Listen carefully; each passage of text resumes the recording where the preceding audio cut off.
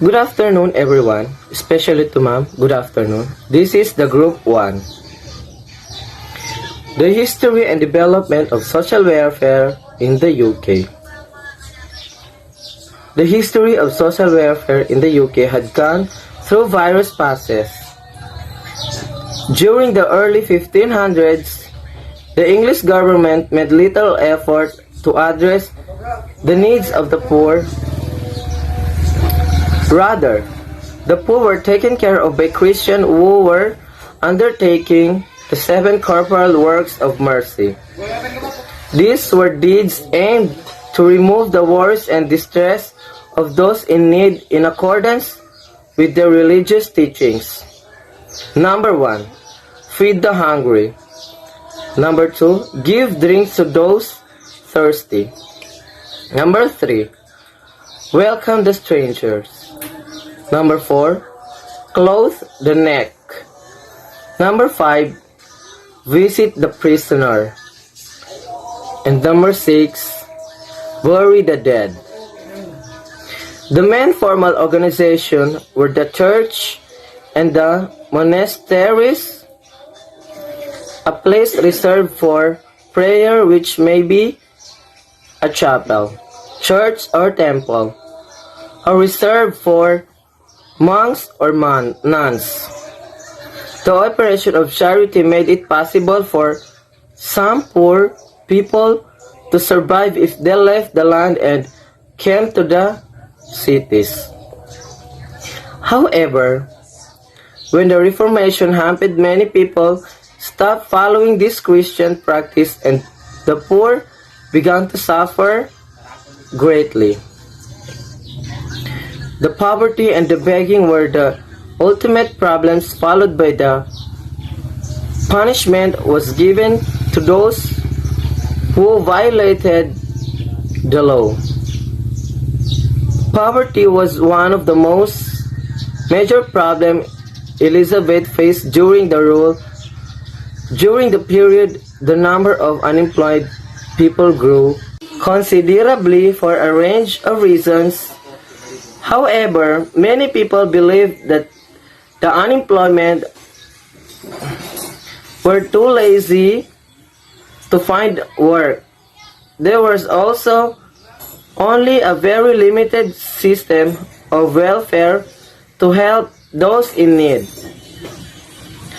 The increased unemployment was accompanied by an increase in the number to beggars wandering the countryside and towns. The issue of begging annoyed the ruling class as they led to different problems like widespread diseases, crime, idleness. Hi ma'am, hi classmate. My name is Melian B. Giaman. My topic is Elizabeth Poor Laws 1601, English Poor Laws and Old Poor Laws. It was at this point, during the rule of Elizabeth, that legislation was finally passed to address the needs of the poor in England. In 1552, the legislature ordered its parish to begin an official record of the poor in each area. At that time, there were about 15,000 parishes in England and Wales. In 1572, Queen Elizabeth introduced general tax for the protection of the poor and appointed overseers of the poor. In 1601, England was experiencing a severe economic depression with large-scale unemployment and widespread food shortage. Queen Elizabeth announced a set of laws designed to maintain order and contribute to the general good of the kingdom. The English Poor Laws. This became known as the Elizabethan Poor Laws and remained unaffected for over 200 years with only minor changes. Elizabeth Poor Laws, introduced in 1601, was a landmark in the history of organized social welfare. Although the major aim of these poor laws was not to reduce the poverty, rather address the issue of begging, which was seemed to annoy the ruling class. So before I discuss my topic about the social welfare in UK is I would like to introduce myself. My name is Narjana Kimakusing. I am the BSSW. So my part on this history is all about the able of body. Those who would work but would not, unworthy, poor or unemployed, those who turn to life of crime, of become to unknown the beggars. Theirs were able to poor. This group was given low grade employment. Citizens were probably from giving them financial, but proceed to work in the house of corrections of in the work house of they were kept to contribute the labor. Anyone who refused to work but placed in jail in Hale House of Correction. So the second is impotent poor. Those who would work but would not worthy, poor deserving, they were the age, physically or mentally unhelped. They were usually placed together in an almshouse. Those who were in need of medical help were cared for the hospitals. The children, mainly who were too young for work, were looked after the orphanage or poor houses. If the impotent poor were having a place to live, then they were granted outdoor relief, usually in the form of food, clothing, and funerals. So my last part on this topic is all about the dependent child. Orphan, the deserved children from very poor families, no social support networks, family, relatives, and communities. Orphans and children of the poor will be given trade appreciation so that they would have a means of earning when they grow up. Boys were taught the trade of their masters and had a serve till 24th birthday. Girls were brought up of domestic servants and were required to remain until they were 21 of married. Good day to each and everyone. I am Rachel Tugado. My topic for today is all about types of belief of social welfare in UK or United Kingdom. Types of relief, there were two main modes or system of providing help to the poor. First is outdoor relief. The system of providing help and benefits to the poor out of the government institutions, workhouse, almshouse, and orphanages that were designed to support people in their homes or community.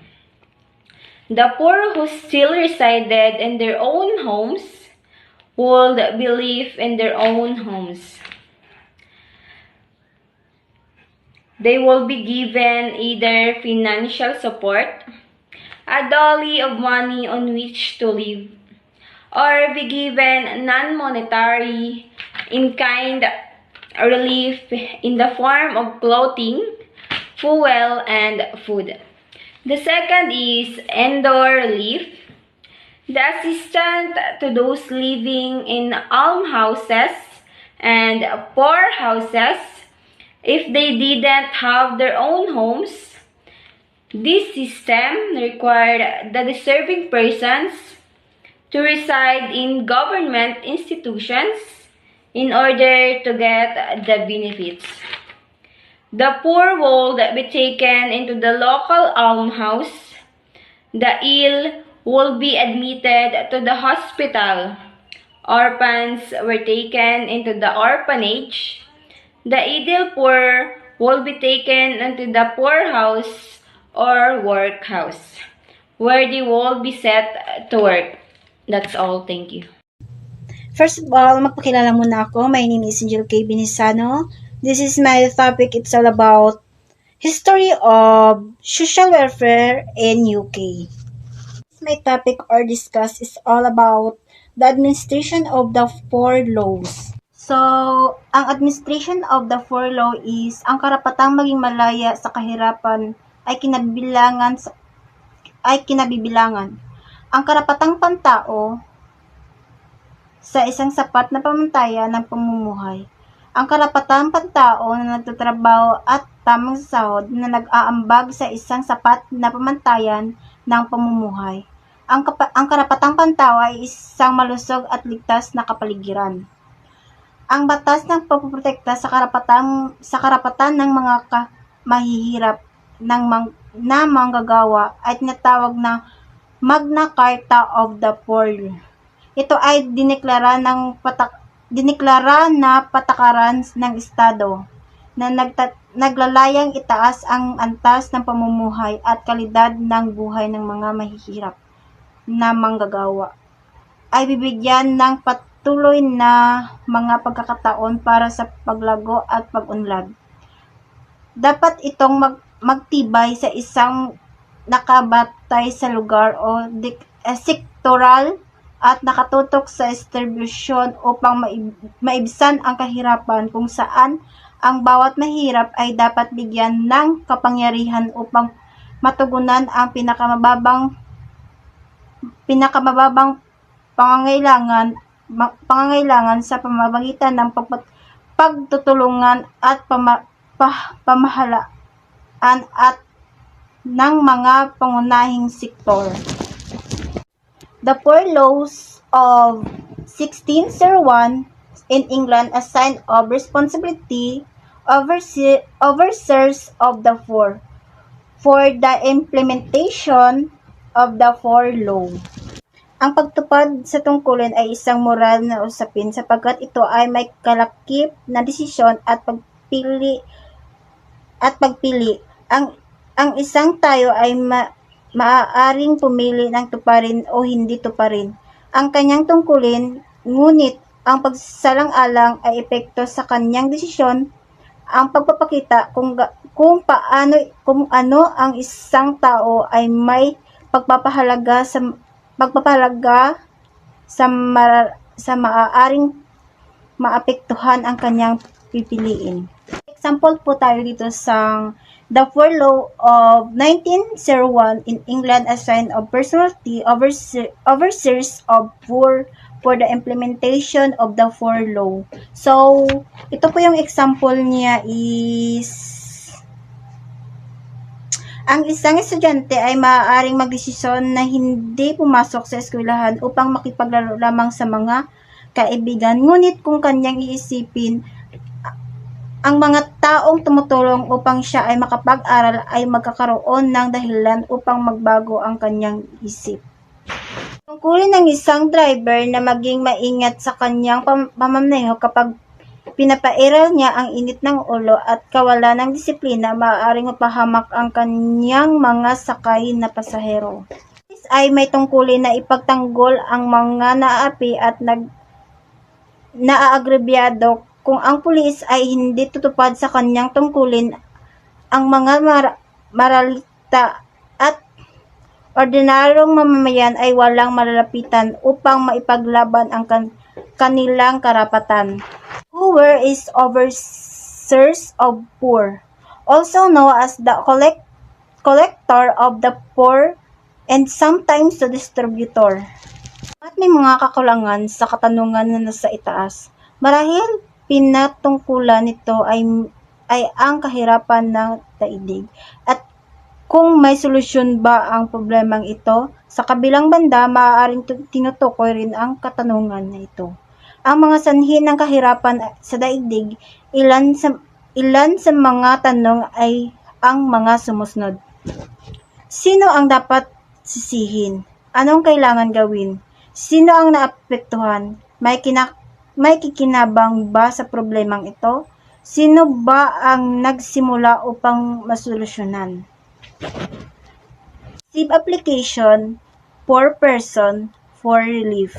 So, person who is appointed or elected to take care of the poor of his area, each parish appointed to 2 overseers. The responsibility of the overseers of poor were. Receive application of the poor person for relief. So, meron po akong example sa receive application of poor person for relief. We have education, better understanding, and donate all beginning. Group involvement or volunteers, collection drive, donor grocery fundraising, personal financial health, social media, and we have also moral consolation to investigate his/her condition. Meron pa akong example sa to investigate his/her condition. We have essential disclosure and deep exploration, commitment to action, and conciliating intervention, and also evaluation, determination, or referral. To decide whether he's one eligible for relief. Meron din po akong example ng to decide whether he's eligible for relief. We have also universal basic income, federal poverty level, federal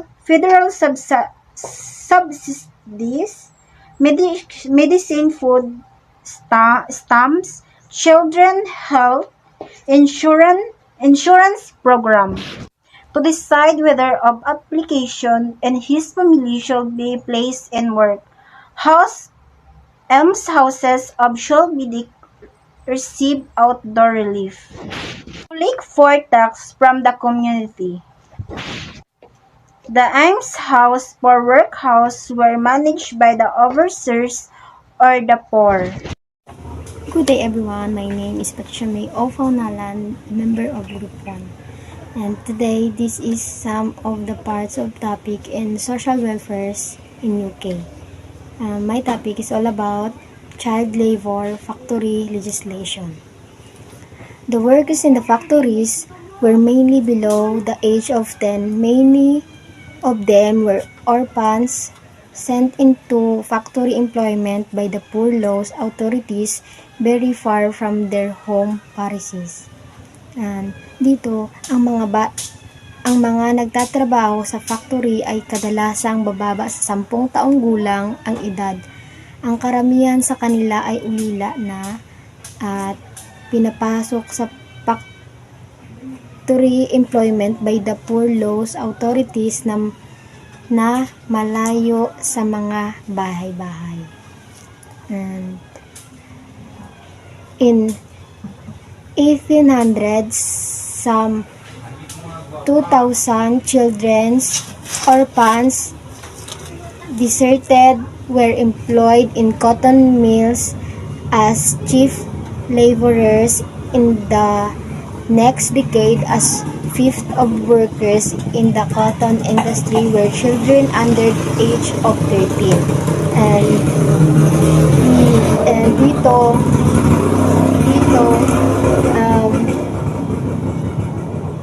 20,000 children or mga ulila ay binigyan ng trabaho sa paggawa ng cotton bilang mga murang manggagawa at bumababa sa 13 gulang tumatrabaho dito. In 1833, the government passed a Factory Act to improve conditions for children working factories, and passed a Factory Act upang ma-improve ang kondisyon ng mga batang ulila na nagtatrabaho sa factories.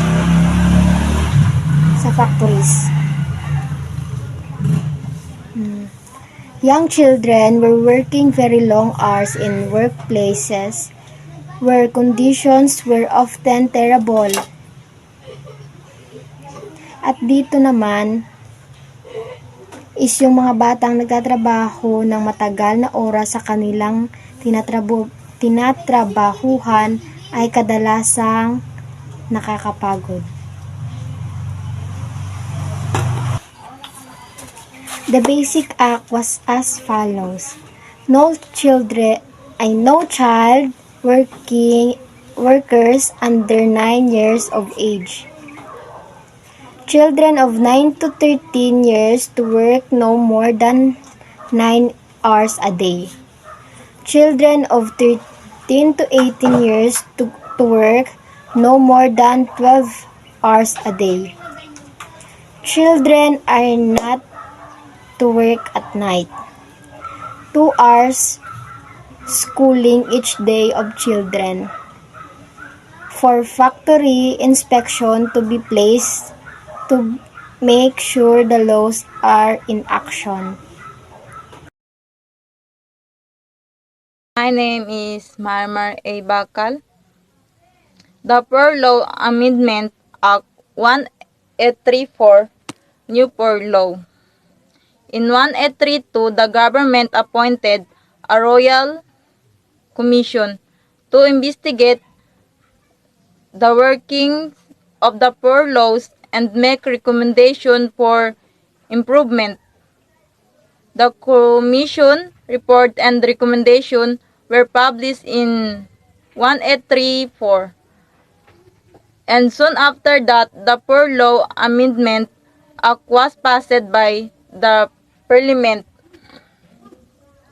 Outdoor relief, the financial support formerly given to the able-bodied, was no longer available to them so as to compel them to work.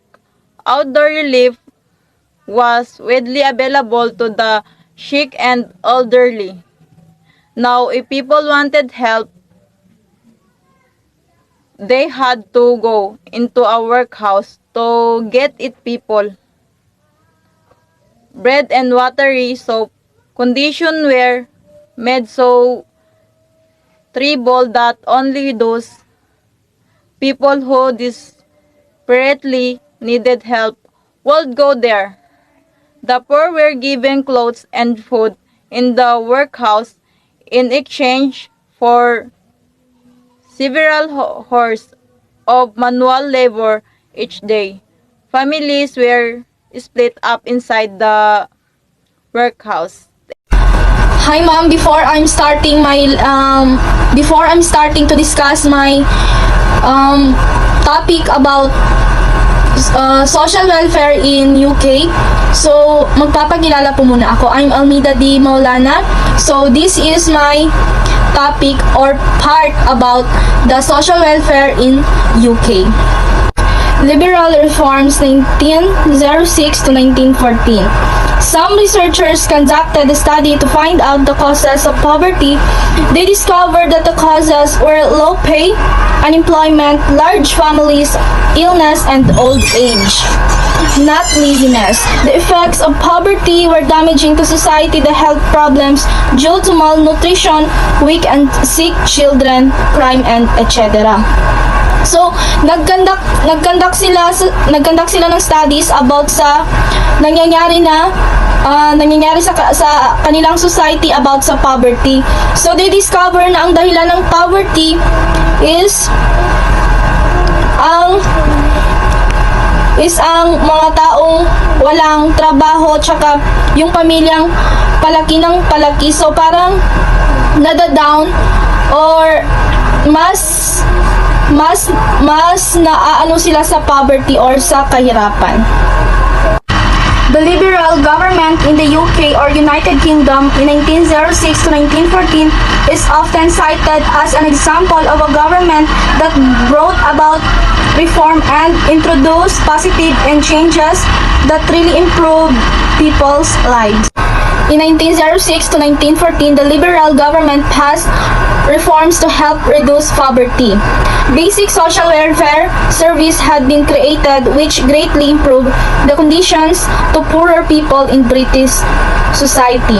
To pay for this social reform, the Liberals increased the values of the rich people. Ipinagkilala ng mga liberal ng mga reformang panipunan upang tulungan yung mga taong mahihirap at yung mga taong walang pangkabuhayan para mapabuti yung kanilang pamumuhay. So noong 1906 to 1914, ang pamahalaang liberal ay nagpasa ng mga reformang upang makatulong sa mga or mabawasan yung paghihirap ng mga tao. The reforms aim to help the following people. Number 1 is reforms for the young. In 1906, the Liberal government introduced free school meals for children. In 1907, a series of free medical tests were introduced for children and the school children received free medical inspections during their school years. Free treatments were given to school children after 1912. Children were banned from begging. Children were no longer sent to adult prisons. Juveniles courts and borstalls were established to separate adult and child offenders. Good day everyone, special to you ma'am. Ito yung karugtong ng Liberal Reforms 1906 to 1914. Number 2 is Reforms for the Old. The government accepted the responsibility to protect the elderly and introduced the old age pension in 1908. The pension of 5 shillings per week was introduced for those over 70. Problem: many pensioners had no birth certificate to prove their age and died from hardship before they reached 70. Number 3 is reforms for the sick. All manual workers and people in low-paid jobs had to join National Insurance Act 1911. The employee, the employer, and the state contributed money to the scheme. Provided compulsory health insurance for workers earning under £160 per year. An employee was paid 10 shillings for up to 13 weeks, then 5 shillings for an additional 13 weeks. Workers in the scheme could have free medical care, especially for injuries during their work. Number 4 is reforms for the unemployed. Offices were set up to help the unemployed find work. Unemployment benefits was introduced into certain industries where there was seasonal employment, example shipbuilding. Before I start, let me introduce myself. I am Shara K. Dimalani. and my topic is all about the Beveridge Report 1942 by Social Welfare in the UK. The Beveridge Report 1942, officially known as the Report on Social Insurance and Allied Services. Ang Social Insurance Allied Services ay isang libro kung saan nakapaloob dito ang mga report ni Sir William Beveridge na napublish noong November 1942 and who was given the task of discovering what of Britain people wanted to see after the war. The Beveridge Report is widely regarded as the foundation stone of the post-war British welfare state, published in the middle of the Second World War.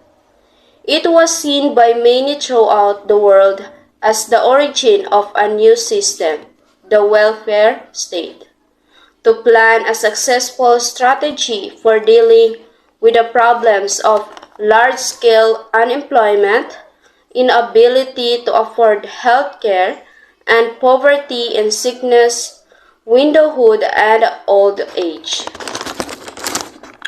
The Beveridge Report claimed to offend all citizens, protection as of right, from the cradle to the grave, at subsistence level to guarantee the elimination of poverty. It identified the 5 giant evils in the UK: want, disease, ignorance, squalor, and idleness. Before I start, I am introduce myself. My name is Gianna E. Magnaye. My topic is all about the Beveridge in the 5 Giant by Sir William Beveridge in 1876-1963. Sir William Beveridge was a liberal economist commissioned by the wartime government to help land Britain's post-war future. In 1942, the published the Beveridge Report, which identified what he called the 5 giants preventing Britain from becoming a modern society. The 5 giant of Beveridge. Number 1. 1946 National Insurance Act. Benefits for unemployed and pregnant women. Pension for the retired. Allowance for the sick and widow and mothers. 1946 Industrial Act, the provider compensation for injured workers. 1948 National Assistance Act, assisted the poorest in society for low workhouses and UAB scrap. Ignorance. 1944 Education Act, primarily and secondary education for all. School leaving age rise to 15 to later 16. 1947 Labor passed this act into law. 1948 Employment and Training Act established a skilled workforce, finding for school leaves and the move, servicemen to train, aimed at regenerating areas of previously high unemployment such as South Wales. Disease. 1946 National Health Service Act established a freely accessible health care system for all. Brainchild of Aneurin B1 Minister for Health and Women. Began 15 July 1948. By 1949, 8.5 million people had received free dental care and 5.75 million pairs of glasses had been issued and 187 million prescriptions had been dispensed. Hi everyone, my name is Norin Lagilayan. My topic is all about the principle to the follow. Principal purpose. Collectivities. The state would fund the services needed through the taxation and national insurance. Universal. The services provided for the population would be free at the point of need. Comprehensive. The state would provide for all aspects of the need. It would care for the population from the cradle to the grave. Equality. Equal provision for all people in all regions. The reform suggested and comprehensive plan of unified system of social insurance and social security. On national basis for this Ministry of Social Security would be authorized to implement the plan. The government was inquired to help anyone in need, regardless of age, class, or geography, protection of citizens from the cradle to grave. Every adult in the country would have to pay the same proportion of insurance thus to cover the proposed benefit. The British government accepted the Beveridge Report as the basis on which the Social Security structure should be built. Between 1946-1951, a wide range of the welfare measures were introduced. Number 1 is 1.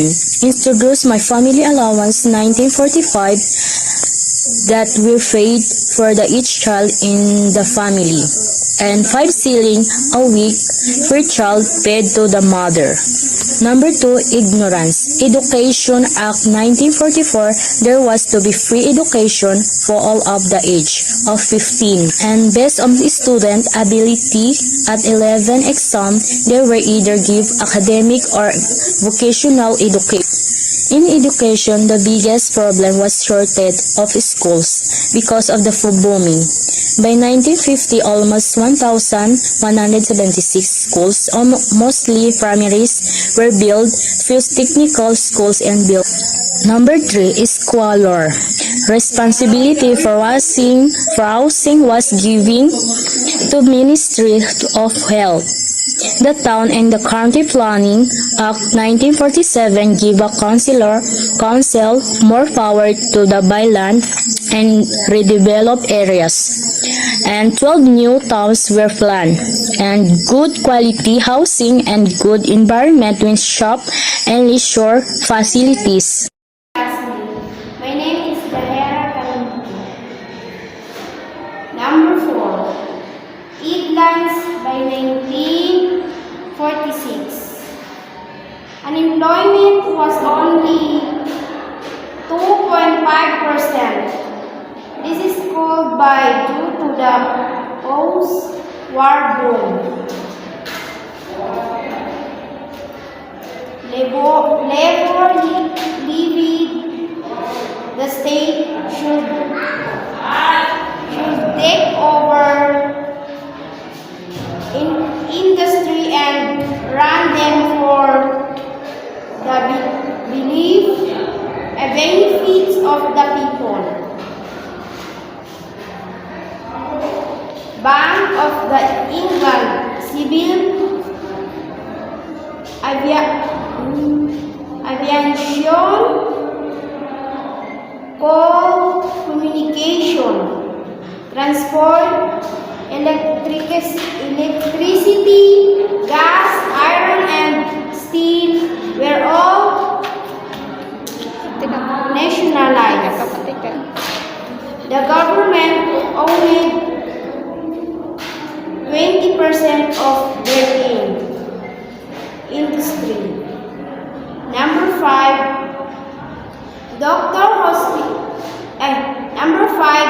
disease, doctor, hospital, dentist,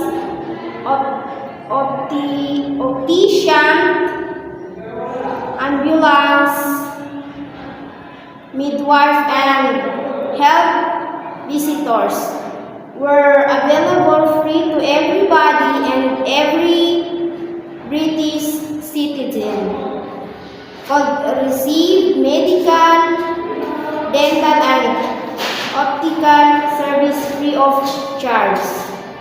National Health Service Act 1948.